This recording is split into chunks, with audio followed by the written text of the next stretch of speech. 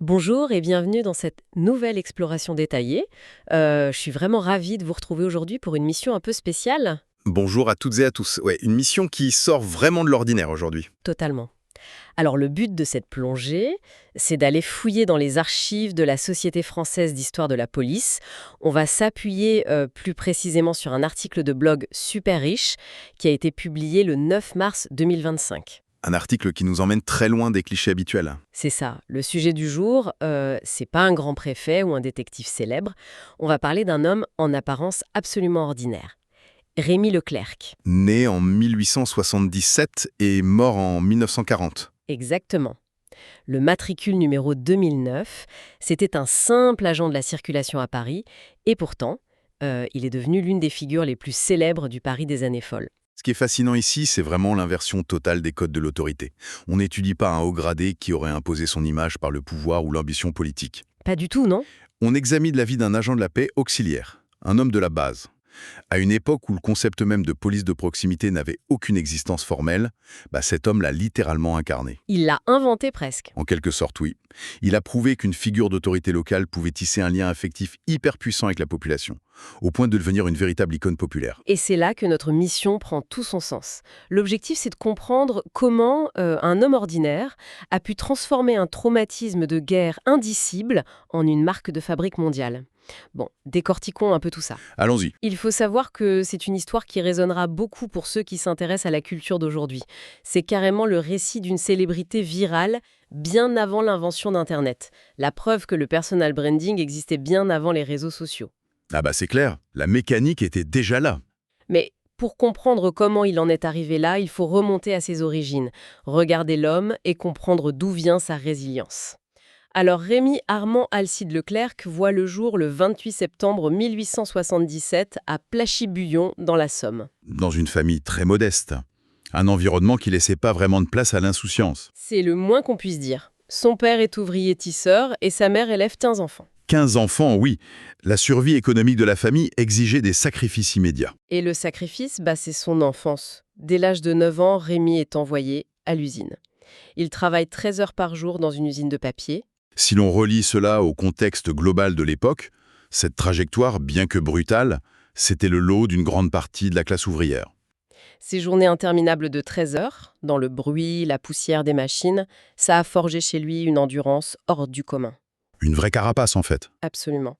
Cette capacité à supporter l'épuisement physique, à tenir son poste, coûte que coûte, c'est exactement ce qui va structurer le reste de son existence. Le corps d'un enfant ouvrier du 19e siècle emmagasinait une résistance à la douleur qui allait s'avérer vitale pour les épreuves à venir. Des épreuves qui prennent une dimension cauchemardesque avec la Première Guerre mondiale. Il est mobilisé dans l'infanterie d'abord, puis il est versé comme canonnier-chauffeur au 308e régiment d'artillerie lourde. Et les archives militaires sont très claires là-dessus. C'était pas seulement un soldat endurant, c'était un homme d'un courage exceptionnel. On a une trace précise de ça en novembre 1916. Il reçoit la Croix de guerre avec étoile de bronze et la citation officielle vaut vraiment le détour. Elle dit quoi exactement ? Elle précise qu'il s'est porté volontairement au secours de 5 canonniers marins qui étaient grièvement blessés par un obus et il a aidé à les retirer des décombres sous lesquels ils étaient ensevelis, tout ça avec un sang-froid et un courage remarquables. Un acte de bravoure pure.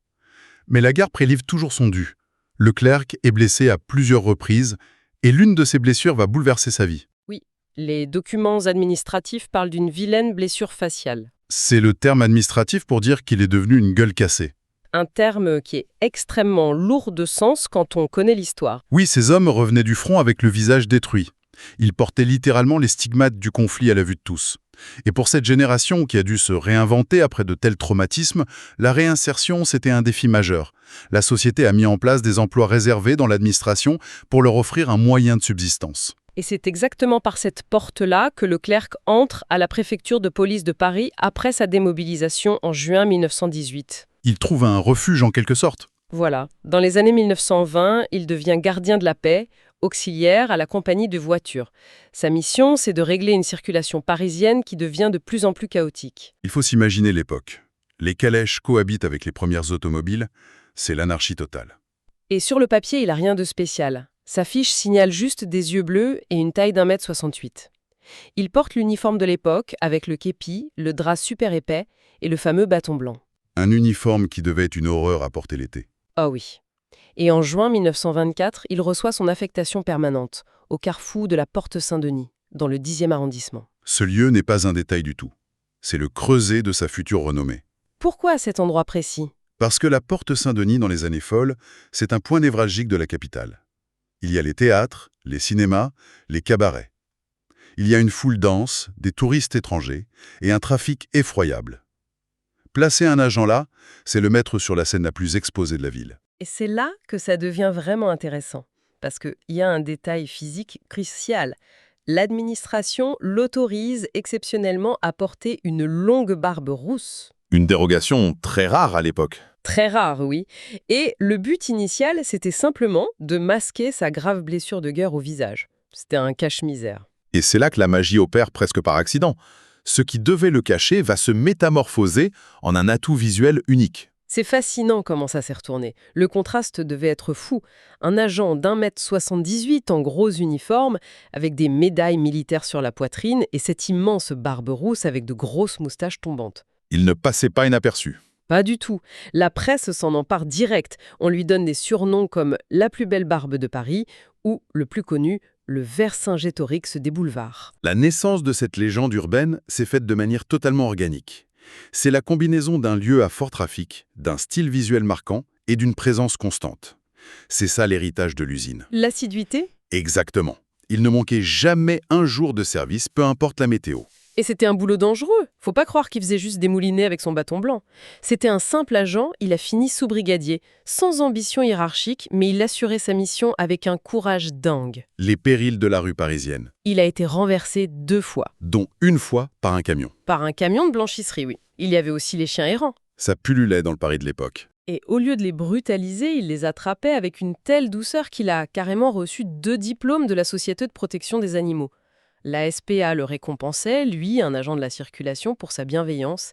Il gérait les rixes, il retrouvait les enfants perdus. Il était au cœur de la vie du quartier. Et le paradoxe est là. Pendant qu'il faisait ce travail de fourmi, sa renommée mondiale explosait. On a commencé à voir des produits dérivés partout. Le merchandising avant l'heure, c'est fou. Des cendriers, des tire-bouchons, des calendriers, des briquets, des bouchons de radiateurs pour les voitures et même des bouteilles à son effigie. C'est incroyable, imaginez la tête d'un flic de quartier sur le bouchon de radiateur d'une voiture de luxe. Et la consécration de cette gloire internationale, ça a été cet épisode complètement surréaliste du 25 janvier 1933. Ah oui, l'anecdote du bey de Tunis. Je l'adore, celle-là. Le propre frère du bey de Tunis, souverain sous protectorat français à l'époque, se déplace en personne, en pleine rue, au carrefour de la Porte Saint-Denis, pour le décorer. Il lui remet la croix de première classe de chevalier du Nisham Iftikhar. Une décoration prestigieuse remise sur le bitume au milieu des voitures. Et la réaction de Leclerc est juste fabuleuse de pragmatisme. Qu'est-ce qu'il a écrit dans son rapport? Il rédige un petit rapport manuscrit pour sa hiérarchie. Il précise que la remise de la médaille s'est faite de la main à la main. Et il ajoute une phrase merveilleuse. Il écrit « Mais il n'y a eu aucun incident de circulation ni de rassemblement. C'est génial. Le frère d'un souverain étranger débarque et sa seule fierté, c'est de dire qu'il a bien géré le trafic. Ça n'a pas bouchonné. » Ça montre bien le caractère de l'homme, mais il faut aussi aborder tout ça avec impartialité. Toute cette célébrité, ça a généré une réception publique très contrastée. Oui, c'est vrai, on a les lettres envoyées au préfet Jean Chiappe. Voilà, il recevait énormément de félicitations pour Leclerc, mais il recevait aussi des pamphlets selants. Et là, il ne s'agit pas de prendre parti, mais d'observer comment une figure publique polarise toujours l'opinion. Par exemple, en septembre 1933, un administré lui écrit une lettre incendiaire. Qu'est-ce qu'il disait, ce citoyen Récloc? Il demandait carrément d'envoyer l'agent Leclerc dans une maison d'idiots. Il l'accusait de gesticuler, de danser, de lever la jambe et de faire des singeries. Selon lui, ça ridiculisait la police. Cela soulève une question importante sur la perception de l'autorité. Pour beaucoup, Leclerc apportait de la joie, de la proximité et fluidifiait un espace urbain stressant. Mais pour d'autres, plus stricts sur les traditions, son comportement était une atteinte au sérieux de l'uniforme. La frontière entre l'efficacité policière et le spectacle public est souvent très fine. Et heureusement, la hiérarchie savait faire la part des choses. Il connaissait l'homme sous l'uniforme. Un homme qui avait d'ailleurs une face cachée très surprenante. Oui, il était artiste. En février 1936, le nouveau préfet Roger Langeron se fait photographier avec Leclerc au salon de peinture de la préfecture. Le grand Vercingétorix des boulevards sculptait des naïfs bibelots de bois et peignait des aquarelles. Loin de la fureur du carrefour. Exactement. Il peignait depuis la fenêtre de son appartement dans le 15e arrondissement avec vue sur le clocher Saint-Lambert, une petite vie paisible avec son épouse, sa fille et sa nièce. Mais le carrefour et la rue, ça fatigue. Les éléments climatiques ont failli avoir raison de lui bien avant la retraite. Ah oui, ce fameux incident de l'été 1928. La canicule. Une chaleur torride sur le bitume parisien. Il subit une grave insolation à son carrefour et perd connaissance. Et là, la machine médiatique s'emballe. La rumeur court et la presse annonce son décès par erreur. C'est là qu'on réalise l'importance qu'il avait prise. L'émoi est tel que les plus hautes autorités policières doivent intervenir. Le 19 juillet 1928, c'est carrément Paul Guichard, le directeur général de la police municipale, qui doit envoyer un télégramme officiel à la presse. Le message tient 3 mots. Il va bien. C'est fou de devoir rassurer tout un pays pour un simple agent de la circulation. Mais il a quand même fait 13 jours à l'hôpital de l'Hôtel-Dieu, puis 2 semaines de convalescence. L'administration lui verse une allocation de 100 francs pour l'aider. Et après, devinez quoi? Il retourne à son poste. Exactement, au même endroit, toujours à la Porte Saint-Denis.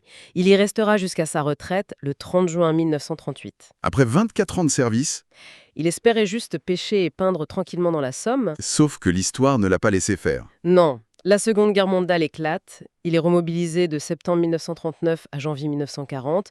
Et finalement, il décède de maladie le 10 août 1940. En pleine débâcle française. Et là, c'est le silence total. Il meurt complètement oublié par la France. Alors, qu'est-ce que tout cela signifie au fond?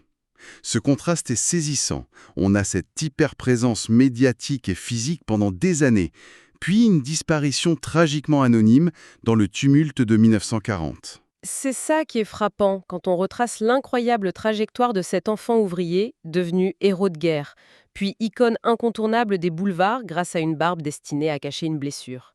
C'est l'illustration parfaite d'une vie de service dévouée malgré les camions et les morsures de chiens. Et cela nous laisse avec une vraie réflexion à méditer, basée sur ce qu'on trouve dans ces sources. Comment se fait-il qu'un homme dont l'image a été figée et vendue dans le monde entier à travers des objets aussi durables que des cendriers ou des bouchons de radiateurs en métal ait pu sombrer si instantanément et si complètement dans l'oubli dès 1940 ? La célébrité matérielle et les produits dérivés ne protègent-ils donc en rien de l'amnésie historique face aux grands bouleversements du monde ? C'est une excellente réflexion à laisser à notre auditoire. Sur ce vertige historique, il est temps de refermer ce dossier.